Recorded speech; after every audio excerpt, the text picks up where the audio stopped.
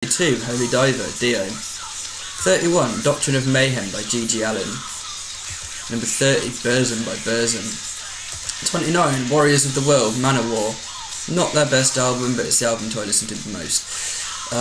28, Smell the Rain by Mortis. I just really like Mortis. I reckon he's awesome. I reckon he's again never brought out a bad track, including his early work. I just think it's atmospheric, it's thought-invoking, it's just really cool. I think all of his songs have lots of different connotations and sort of subliminal meanings, which are really, really interesting and intriguing. I just think he sounds and looks fucking rock and roll. It's like Mortis, he's cool. 27 is The Ultimate Sin by Ozzy Osbourne, probably my favourite Ozzy Osbourne album, just because he sounded metal, he looked metal, he was about, you know, Satan, drugs and rock and roll instead of fucking cups of tea and sausage rolls, do you know what I mean? He was cool. That album is a cool album. 26, Back in Black by AC/DC. That was always going to be on the list, anyone's top list. I think it's Back in Black by AC/DC was the second biggest selling album of the 1980s. I think the first was Bad by Michael Jackson, which is a great album. It's not on my list, but it's a great album. But yeah, AC/DC, Back in Black, one of the most successful albums of all time, and there's a very good reason for that, because it's absolutely perfect. 25, Toxicity by System of a Down. I think I was in my 8th year of secondary school when that came out. Well, my second year of secondary school, my 8th year of school. Just made a big impact on my life. Toxicity, System of a Down. It's just that album sort of came to be sort of what would define people who were like the metalheads, or like the cool trendy kids, if you will, and that's where the sort of division came in, like on the playground, if you will, like who's listening to what, who's listening to R&B, who's listening to rap, who's listening to reggae, and if you were listening to metal, then you were listening to Toxicity. 25 is Glad Rags and Body Bags by Zombie Ghost Train. Fucking brilliant psychobilly horror punk band. If you don't know them, you're a dick. No, I'm joking. If you don't know them, look them up. 25, Beg For It, Hardcore Superstar. I think that's their best album. In fact, yeah, I'd go as far as saying that's their best album. 22 is Master of Reality by Black Sabbath. It's just a really good album. I like After Forever, so from the point of view, from Christian's point of view, that's a cool song. Solitude, I think it's called, and then the last song, Into the Void, just fucking, that's heavy metal. If someone wants to say to you, what's heavy metal? Into the Void by Black Sabbath, that is heavy metal. 21, Rest in Sleaze by Crash Diet, again, another Crash Diet album. Probably my favourite band that aren't from the 1970s is Crash Diet. I just think they're fucking wicked. I can't rate them enough. Yeah, I can't say a bad word about them. Number 20, Devils by 69 Eyes. Really like them. One of my favourite bands, 69 Eyes. Great live, great people, great, just great lyrics, great. They're fans of great culture that I'm also fans of as well. You know, the films, the other bands that they take homage from. Just really can't fault 69 Eyes. 19, Abigail by King Diamond. 18, Paris Kills, 69 Eyes. 17, Night Song, Cinderella. Cinderella, a funny band. I think with the right marketing and the right sort of management, they could have been as big as AC/DC, and I challenge anyone to prove me wrong. I think they could have been so much bigger than they were. They could have dominated the 80s and early 90s with the right management, easily.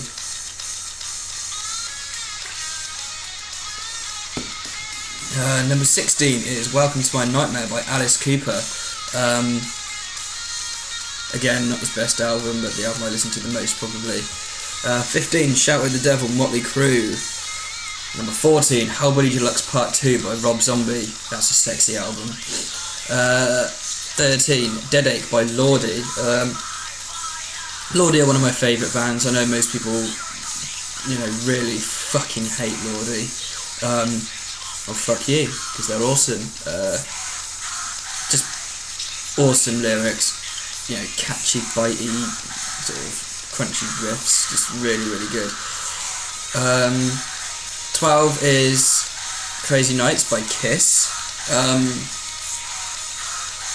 It's got My Way and I Fight Hell to Hold You on it, which is one of my favourite Kiss songs. I really, really like. I'd Fight Hell to Hold You, just listen to that song on fucking repeat.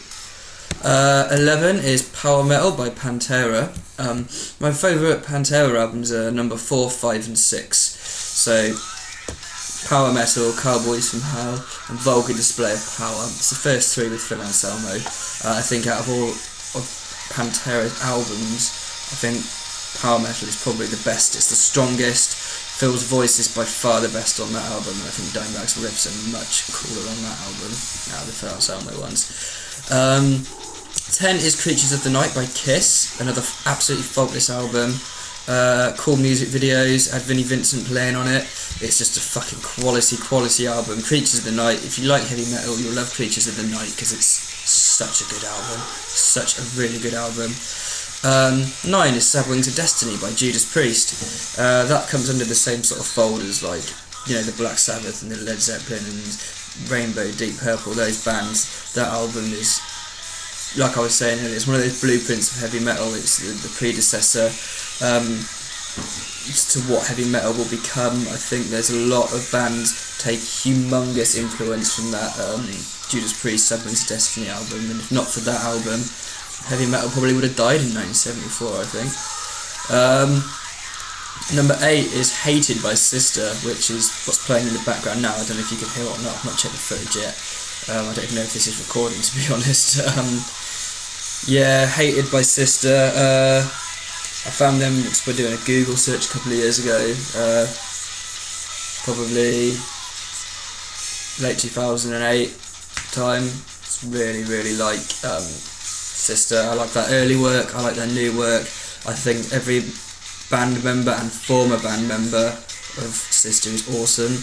I like Jamie Anderson's vocals. I think out of all bands in the world, Sister look how I feel. They're cool. They've got the leather, the studs, the black denim.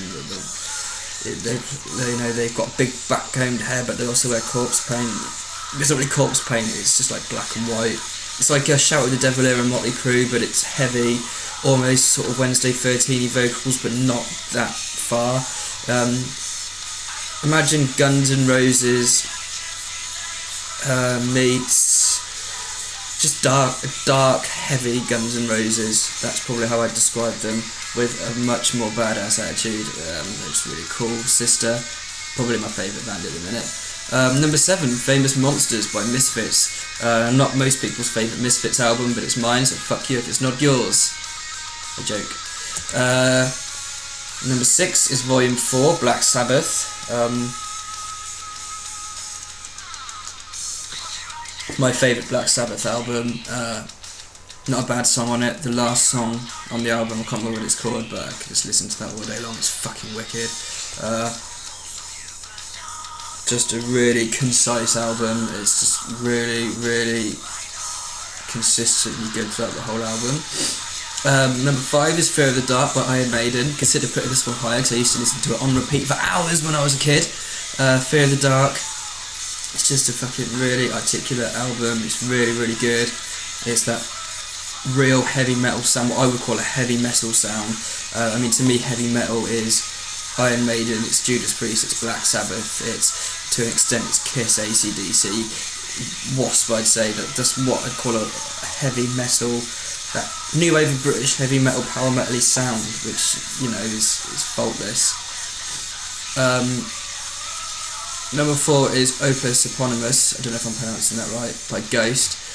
Ghost have absolutely stole my heart. I can't fault Ghost. I'd go as far as saying that Ghost could potentially take over the fucking planet if I don't know. I really like Ghost. I'm trying to think of any way I can sort of fault them really, but I can't. I just think they're really, really they're mysterious, but they're not too cheesy. The lyrics are the best lyrics I've heard on an album in years. That air of mystery. Apparently Mary Gore from ex-Clash Diet member Mary Gore is a member of Ghost. No one knows who they are. It's that sort of like early Kiss, sort of Slipknot-y kind of mushroom head thing. Who are they? What do they really look like? It's a big mystery. Some people are joking, saying they're huge, fundamental key players of the black metal scene. Other people are joking, saying it's like some like emo bands and stuff like that who are doing it for a joke. Other people say it's completely unknown artists, session musicians. Other people say, it's classic rock guys all in disguise. Who is Ghost? I know, fuck knows. Don't really care. I just know they're awesome. 3, Painkiller, Judas Priest. One of the greatest pieces of art of all time. I fucking love Painkiller. Every song is heavy metal. Every song is spot on. It's to the point. It fucking grabs you by your balls and it doesn't let go until you're fucking dead. That album is absolutely. I'm lost for words when it comes to describing Painkiller. I would do a big Rob Halford scream, but I can't do one. So I'm not going to try. I did just try. That was embarrassing. Sorry. Okay, number 2. Songs to the Recently Deceased by Frankenstein Drag Queens from Planet 13. I think they're a really cool band. I can sit and fucking listen to Wednesday 13 sing fucking all day. I reckon he's really cool. I often will sit and listen to Frankenstein Drag Queen's discography, and play it from chronological order from the beginning to the end. That's another thing I do. If I feel like listening to a band, I won't listen to. Normally I'll listen to one song, but if I really feel like listening to an album, I probably wouldn't listen to one album. I'd listen to a band's discography in chronological order. It usually takes like a day and a half with most bands. Frankenstein Drag Queens have got faultless discography, really, really sweet discography. And number 1 is the incredible Crimson Idol by Wasp. I just think it's a sick album. The greatest concept album ever, in my opinion. I think the story could be turned into such a good film. It's the story of Jonathan, who he doesn't have an easy upbringing. His parents were always disappointed in him. They prefer his brother over him, and his brother dies in an accident, and then his sort of parents shun him a bit, so he runs away from home. He gets into drugs and heavy metal, and he becomes a superstar. He buys a guitar, I think, with some loose change that he saves up from begging or something like that. I can't remember. I might have just made that bit up. I don't know. And then he becomes like a rock god over time. And he becomes like bigger than Michael Jackson. He becomes bigger than Jesus. He sells out fucking palladiums and stadiums and shit. And then all he seeks is his parents' sort of solitude and forgiveness. And when he rings his mother after all this time, after becoming a big rock star, she still doesn't want to know, she still doesn't give a fuck. So he gets his guitar strings and he hangs himself and he kills himself. And all the way through, you think the Crimson Idol is Jonathan, and it's not, it's Red, who's his father. I think Eric the Red. I can't remember his name, but I know the Crimson Idol in the story is his father. I think if they turned it into a film, it'd be something like, imagine, I came up with this in my head before I fucking started and I can't remember, it'd be like Rockstar meets, do you know what, I fucking can't remember what I was going to say.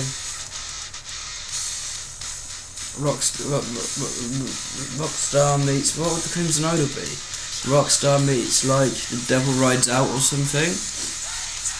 But it's something evil and twisted and dark. Like obviously Rockstar with Mark Wahlberg. Quite upbeat film, generally speaking. It's not a dark film.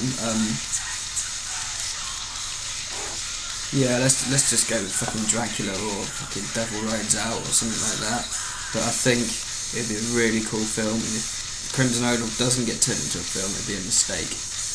Alright, well that was my exceptionally boring and mind-numbing and droll, run-of-the-mill 100 favourite albums. And if you're still here by now and you're still watching, for fuck's sake, you've not got anything better to do, guys.